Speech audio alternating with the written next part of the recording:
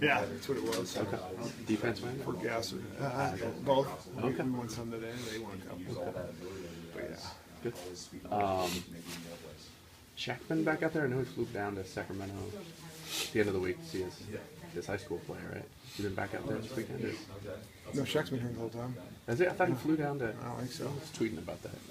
Oh, okay. Yeah, he was out there practicing. Okay. Full preparation at this point? I mean, have you hit Oklahoma State much? Or Not much. A little bit today. We'll get into it tomorrow as coaches.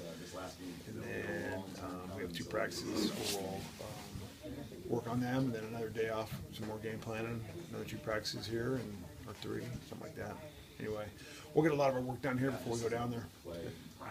Up to this point, it's just been, doing what we do against our offense and what they do, and getting a lot of the younger guys more reps and working with them, and trying to stay in a little bit of football shape.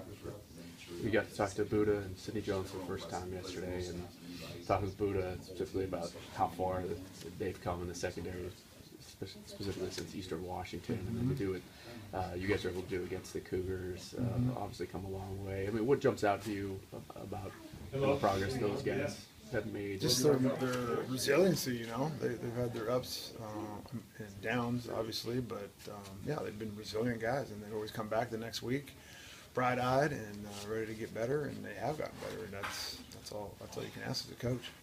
I know you go through the bowl cycles when you were at Boise as well. What was kind of the way that you guys wanted to implement some of the younger guys? Because I know that's part of the 15 practices, what you want to do. How do you guys go about doing that?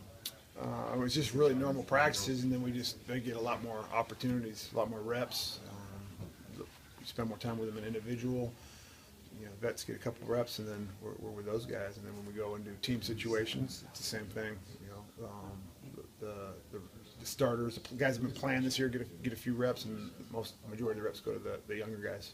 I know it's only been a couple practices, but anybody standing out of some of those younger guys that maybe fans can look forward to? Yeah, nothing. Not one guy. One guy flashes here, another guy flashes there.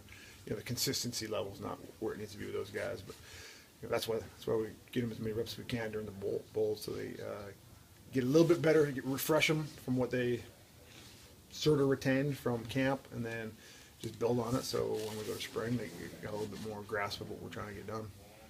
In terms of getting guys prepared in terms of the defensive line and things like that, are there some guys that are jumping out in terms of in the depth that you feel might make a real statement come spring? Are you talking about guys that have been playing, or guys that are? Guys maybe like an Elijah Qualls or a Joe Mathis, or Elijah's been awesome. I mean, he's had 2. Last 2 games you can really see the game slowing down for him. He's been practicing better, and it's showing up in the way he plays.